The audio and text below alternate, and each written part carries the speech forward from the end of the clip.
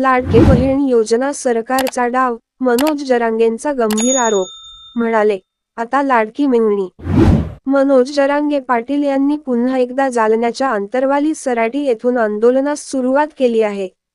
विद्यार्थ्यांना नव्या शैक्षणिक वर्षासाठी कागदपत्र काढण्यासाठी तहसील कार्यालयात जावे लागते.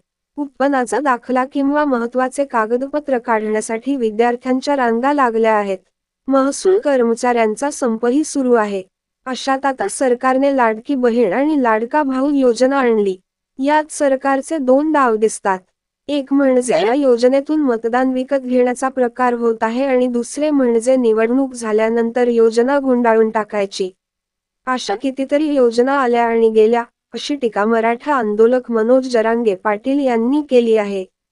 आंतरवाली सराटी येथे आजपासून त्यांनी पुन्हा एकदा आंदोलनाची सुरुवात केली आहे. या प्रसंगी ते माध्यमांशी बोलत होते. मनोज जरांगे यांनी आजपासून पुन्हा एकदा उपोषणाचा मार्ग निवडला आहे.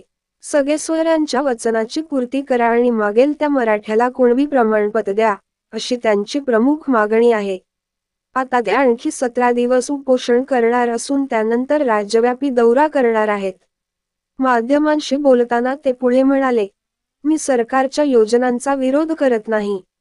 पण सरकारने या योजनांमध्ये आणल्यामुळे विद्यार्थ्यांना कागदपत्रे मिळवण्यात आता अडचणी येत आहेत. सरकारच्या संकेतस्थळावरही लोड आला असून तिथूनही कागदपत्रे डाउनलोड करण्यात अडचणी येत आहेत. आता लाडक्या मेहुणीची तयारी करा. लाडके बहीण योजनेवर टीका करत असताना मनोज जरांगे पाटील यांनी पत्रकार परिषदेत माजी खासदाराचे उदाहरण दिले. कुणाचेही नाव न घेता त्यांनी एका महिला खासदाराचा किस्सा सांगितला. ते म्हणाले, मागे एकदा एक महिला खासदार निवडणुकीच्या प्रचारात पिछाडीवर होती. त्यांच्या विरोधात माजी खासदार उभे होते.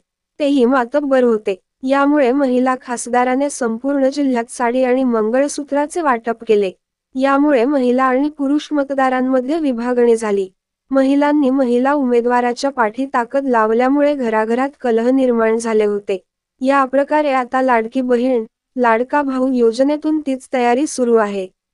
मराठा, ओबीसी, धनगर बांधवांना आपापसात लढवून यांची लाडकी योजना सुरू आहे.